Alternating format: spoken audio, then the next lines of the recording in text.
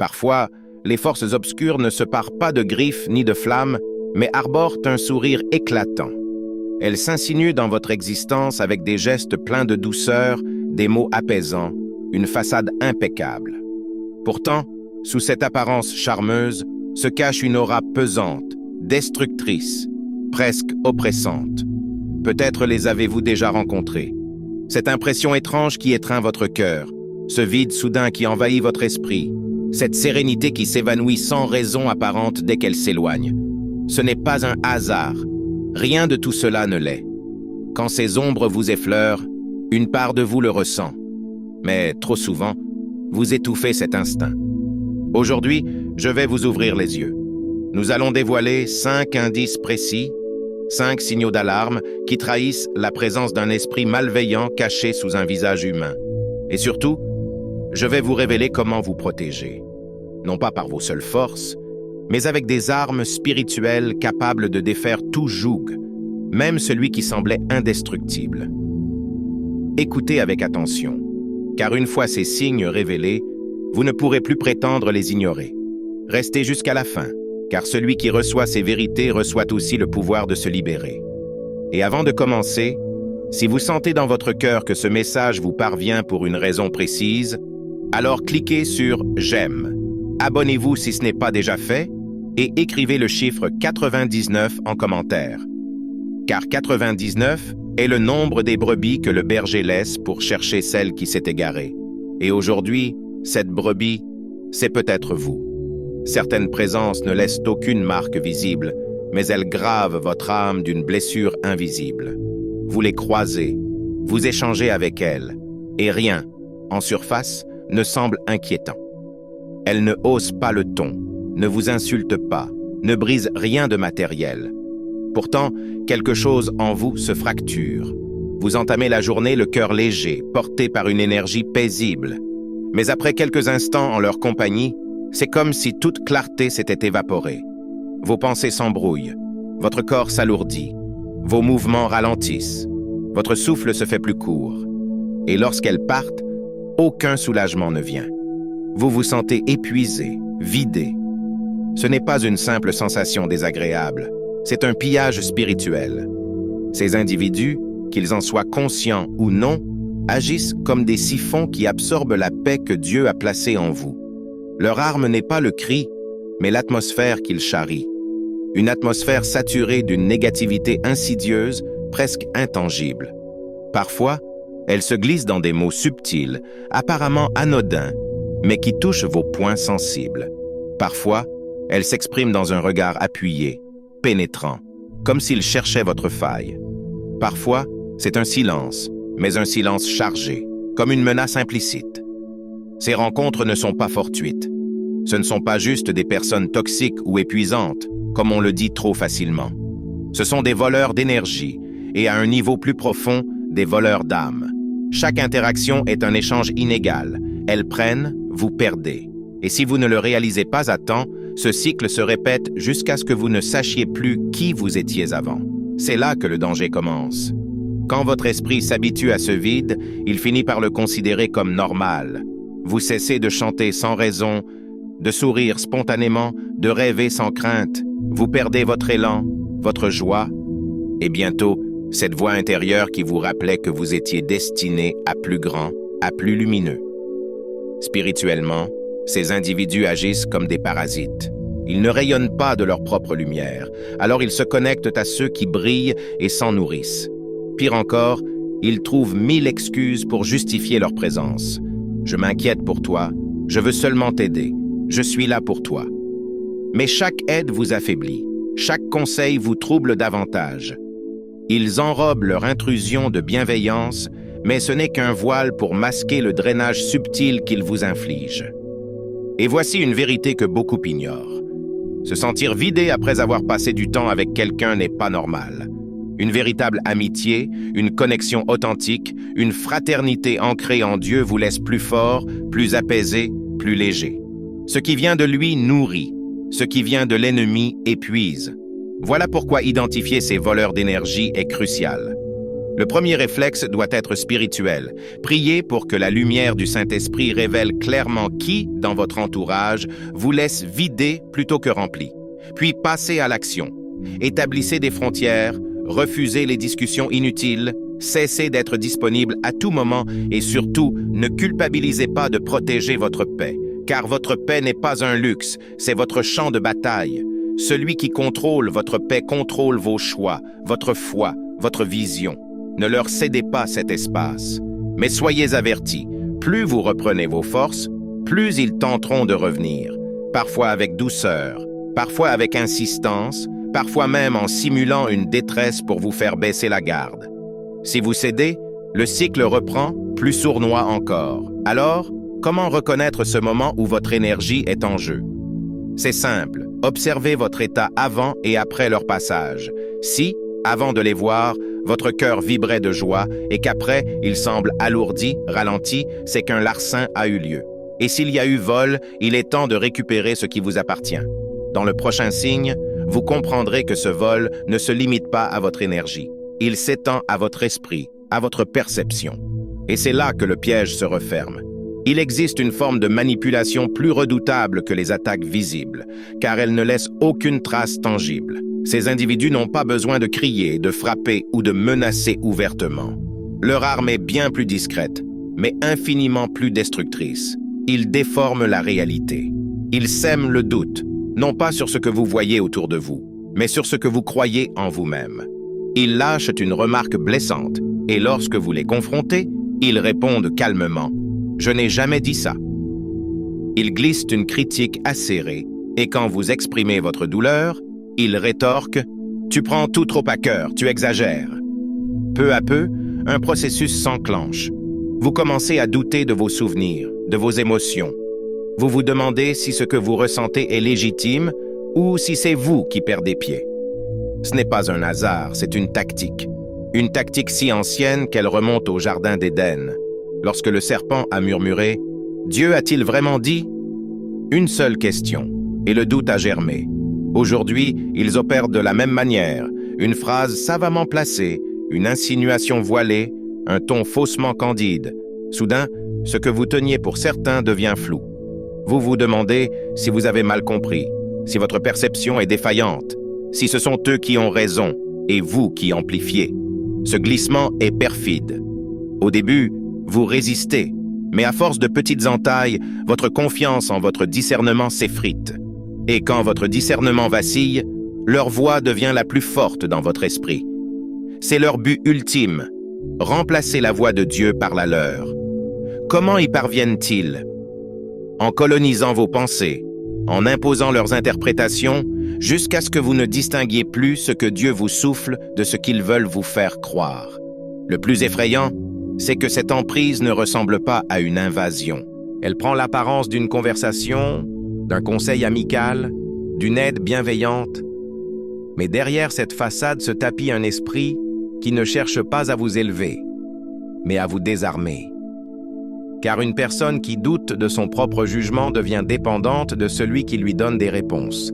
Et celui qui donne des réponses détient le pouvoir. Voilà pourquoi, si vous sentez que votre esprit devient un champ de bataille entre ce que vous percevez et ce qu'ils affirment, il faut réagir sans tarder. Le doute peut être une invitation à chercher la vérité, mais le doute semé par l'ennemi n'a pas pour but de vous guider vers Dieu. Il cherche à vous en éloigner. Peu à peu, il vous coupe de la source. Car lorsque vous ne faites plus confiance à la voix douce et ferme du Saint-Esprit, vous devenez vulnérable aux voix les plus bruyantes. Souvenez-vous, Dieu n'utilise pas la confusion comme outil. Il peut vous défier, vous corriger, mais jamais en brouillant vos repères pour vous faire chanceler. Celui qui entretient le flou, celui qui vous pousse à douter de ce que Dieu a clairement déposé en vous, n'est pas un messager de lumière. Si, en m'écoutant, vous réalisez que vous avez laissé quelqu'un semer ce doute en vous, il n'est pas trop tard. La première étape pour briser cette influence est de reconnaître que la voix qui a pris trop de place n'était pas la bonne. Dans le prochain signe, vous découvrirez que leur emprise ne s'arrête pas là. Après avoir contaminé votre esprit, ils s'attaquent à vos rêves. Et c'est là que leur pouvoir devient encore plus dangereux. Il existe un venin plus lent que la critique directe, mais tout aussi destructeur, le sabotage déguisé en sollicitude. Ces personnes ne vont pas anéantir vos projets en les attaquant frontalement, ce serait trop évident. Elles avancent masquées, jouant le rôle de l'ami bienveillant, du confident prudent, de la voix sage qui ne veut que votre bien. Es-tu certain que c'est fait pour toi? Je ne veux pas que tu sois déçu. Parfois, il vaut mieux jouer la sécurité. Sur le moment, ces mots semblent inoffensifs, mais ils plantent des graines de doute qui finissent par germer. Elles savent exactement où frapper, non pas vos faiblesses apparentes, mais cette part de vous qui aspire à plus grand. Leur but n'est pas seulement de ralentir votre élan, mais de vous pousser à abandonner de vous-même. Car si vous renoncez par choix, elles n'ont même pas besoin de vous barrer la route. Pourquoi agissent-elles ainsi? Parce que votre lumière leur renvoie l'image de la leur, celle qu'elles ont laissée s'éteindre. Votre audace reflète leur renoncement. Et chaque fois que vous osez viser plus haut, elles ressentent le pincement du regret, celui d'avoir abandonné leurs propres aspirations. Mais plutôt que de se remettre en question, elles préfèrent éteindre ce qui brille en vous. Ainsi, elles n'ont plus à affronter ce miroir. Ce sabotage est souvent imperceptible pour un œil non averti. Il se glisse dans des conseils bien intentionnés, des mises en garde par amour, des confidences protectrices. Mais écoutez bien, derrière chaque mot, il y a une intention. Et si cette intention n'est pas d'alimenter votre flamme, elle est là pour l'éteindre. Peu à peu, la voix divine qui vous poussait à avancer s'affaiblit. Vous repoussez vos projets, vous revoyez vos ambitions à la baisse, vous vous contentez de moins, non parce que Dieu vous l'a demandé, mais parce qu'on vous a convaincu que c'était plus prudent. Voici le drame spirituel. Lorsque vous cessez d'écouter l'appel que Dieu a placé dans votre cœur, ce n'est pas seulement un rêve que vous perdez, c'est une mission. Les dons et visions qu'il vous a confiés sont des semences célestes, destinées à porter du fruit dans le monde. Les laisser dépérir, c'est céder du terrain à l'ennemi. Voilà pourquoi vous devez discerner rapidement ces voix qui parlent de prudence, mais respirent la peur. La peur de vous voir réussir là où elles ont échoué, la peur de perdre leur emprise sur vous, la peur que votre succès révèle la petitesse de leur choix. Quand cette peur les guide, leur aide devient une entrave. Rappelez-vous, Dieu n'a pas semé des rêves en vous pour qu'ils soient étouffés par les craintes des autres. Ce qu'il a placé en vous est pur, puissant, nécessaire. Si votre vision dérange, c'est peut-être la preuve qu'elle vient d'en haut, car le ciel ne donne pas des rêves pour qu'ils sommeillent, mais pour qu'ils transforment le monde. Alors, comment contrer ce sabotage subtil? Premièrement, réaffirmez votre appel devant Dieu. Parlez-lui de vos ambitions, sans filtre, et laissez sa voix recouvrir celle des hommes. Deuxièmement, pesez chaque conseil à la lumière de l'esprit. Est-ce que cela m'encourage ou m'éteint? Me rapproche-t-il de ma mission ou m'en éloigne-t-il? Troisièmement, acceptez que certains ne vous comprendront jamais, et ce n'est pas votre rôle de les convaincre. Car la vérité est simple. Vous pouvez choisir entre rassurer ceux qui ont renoncé ou marcher avec celui qui vous a appelé, mais vous ne pouvez pas faire les deux. Dans le prochain signe, vous verrez que ces mêmes personnes qui sapent vos rêves savent aussi créer un climat où vos forces s'épuisent encore plus vite. Un chaos soigneusement orchestré où la confusion devient leur plus grande alliée. Certaines personnes semblent porter en elles une tempête constante. Vous les reconnaîtrez facilement. Lorsqu'elles entrent dans une pièce, l'atmosphère change. La sérénité qui planait s'évapore comme si elle n'avait jamais existé. Soudain, sans que vous puissiez l'expliquer, un malaise s'installe, les regards s'alourdissent, les mots deviennent plus acérés, les cœurs s'agitent. Ce phénomène n'est pas accidentel, c'est une stratégie. Ces individus ne se nourrissent pas d'harmonie, mais de tension. Ils prospèrent dans le drame comme d'autres respirent l'oxygène. Leur énergie se régénère dans le désordre, et plus ce désordre s'étend, plus ils se sentent puissants. Ils savent que la paix permet à l'esprit de réfléchir clairement, de discerner, de s'aligner sur la voie de Dieu. Alors, ils la brisent méthodiquement. Leur approche est toujours subtilement masquée. Elle commence par des insinuations légères, des phrases apparemment anodines qui sèment la méfiance entre deux personnes. Ils manipulent les récits, déforment légèrement les faits, juste assez pour créer une tension invisible.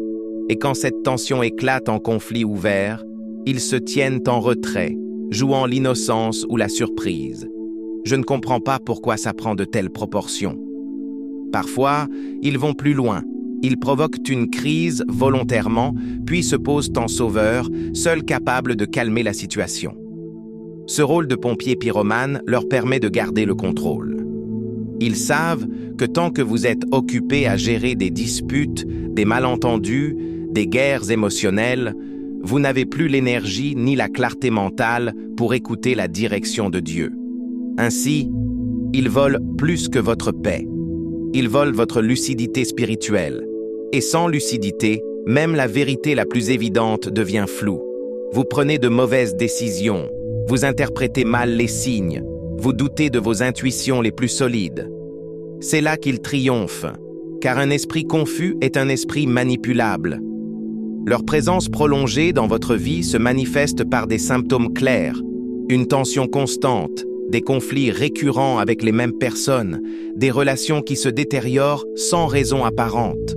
Vous réalisez que depuis leur arrivée, vous êtes plus souvent sur la défensive, plus épuisé émotionnellement, plus irritable. Plus insidieux encore, vous avez perdu l'habitude du silence paisible devant Dieu. Là où règne le chaos, il prospère. Là où règne la clarté, il s'éteigne. Voilà pourquoi ils ne supportent pas les environnements sains et ordonnés. Dans ces lieux, leur influence devient visible et ils ne peuvent plus se cacher. Mais dans la confusion, ils passent inaperçus, car tout le monde est trop occupé à éteindre les incendies qu'ils ont allumés. Il est crucial de comprendre ceci. Le chaos n'est pas seulement un climat émotionnel inconfortable, c'est une arme spirituelle de destruction lente. Il vous épuise au point que vos prières deviennent mécaniques, sans profondeur ni écoute véritable. Et lorsque votre connexion avec Dieu s'affaiblit, vous devenez plus vulnérable à leurs suggestions, plus dépendant de leurs solutions, plus enfermé dans leur cycle. Alors, comment briser ce mécanisme?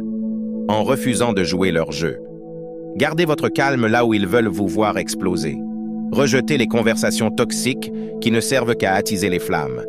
Et surtout, cherchez activement la paix, même si cela signifie vous éloigner complètement d'eux. Car votre paix est votre bouclier, et sans bouclier, vous devenez une cible facile.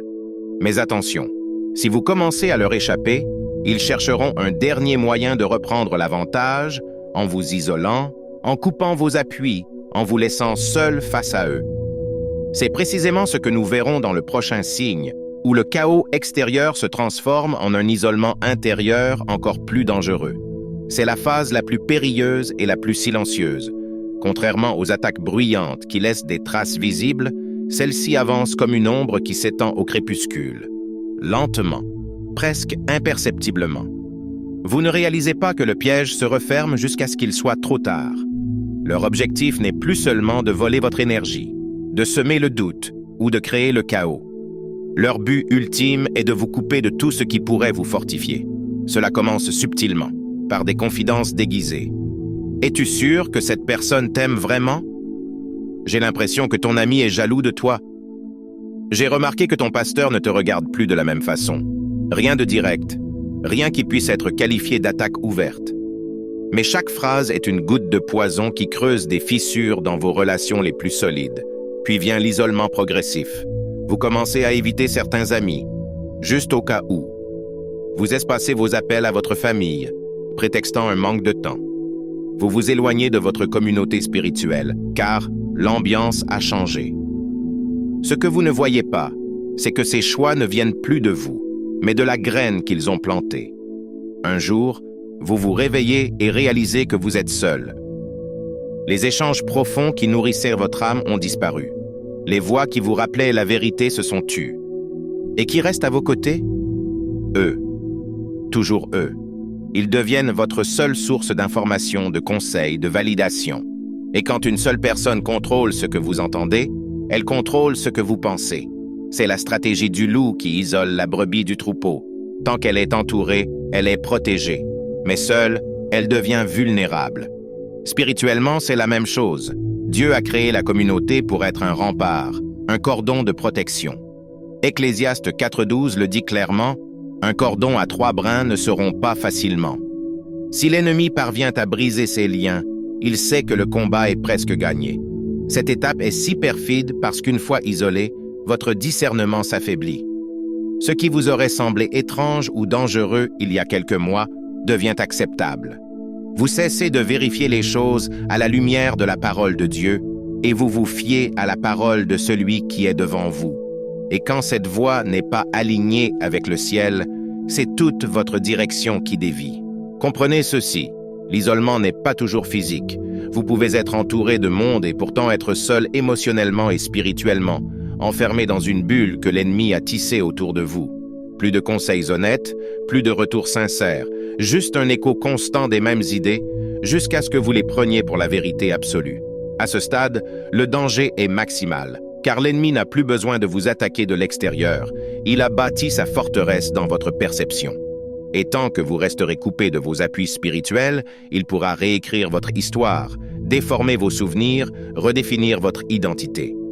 Mais il y a une vérité que ces manipulateurs oublient toujours. Même la brebis la plus isolée peut encore entendre la voix du berger. Et cette voix ne ressemble à aucune autre. Elle ne manipule pas, elle ne détruit pas, elle appelle par votre nom. Si vous réalisez aujourd'hui que vous êtes tombé dans cette prison invisible, sachez que la clé n'est pas entre leurs mains. Elle est déjà dans les vôtres. Dans le dernier moment de ce message, je vais vous montrer comment saisir cette clé, briser chaque chaîne et retrouver non seulement votre liberté, mais aussi la puissance spirituelle que vous n'auriez jamais dû perdre. Si l'un de ces signes a touché votre cœur, si vous avez senti une secousse en les entendant, sachez que ce n'est pas une coïncidence. C'est un appel du ciel, un avertissement clair que le temps de tolérer l'ombre est révolu. Aujourd'hui, une ligne invisible se trace devant vous et vous devez choisir de quel côté marcher. Ne laissez plus personne voler votre lumière. Ne laissez plus personne museler votre voix. Ne laissez plus personne piétiner ce que Dieu a semé en vous.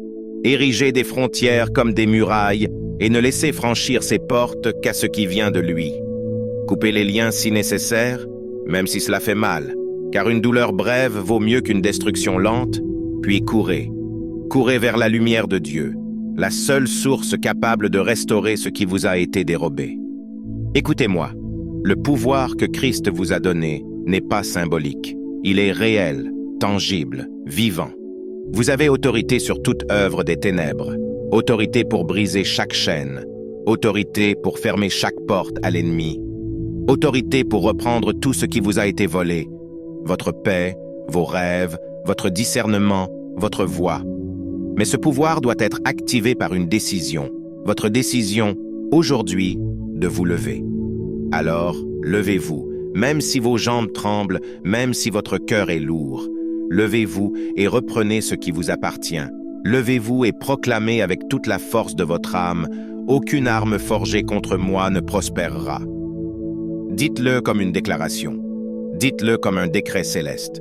Dites-le jusqu'à ce que l'enfer entier comprenne que vous n'êtes plus une proie, mais une menace. Et si cette parole a résonné en vous, écrivez maintenant en commentaire « Je reprends tout ». C'est une marque dans le monde spirituel, un sceau qui déclare qu'à partir de cet instant, rien ni personne ne pourra plus jamais éteindre ce que Dieu a allumé en vous. Ce n'est pas seulement votre protection, c'est votre victoire spirituelle, c'est votre héritage, c'est votre nouvelle saison, et elle commence maintenant. Cette reformulation conserve la longueur, la structure et l'intensité de votre script original, tout en utilisant un vocabulaire varié pour donner une nouvelle tonalité au texte. Si vous souhaitez des ajustements spécifiques ou une autre direction, n'hésitez pas à me le préciser.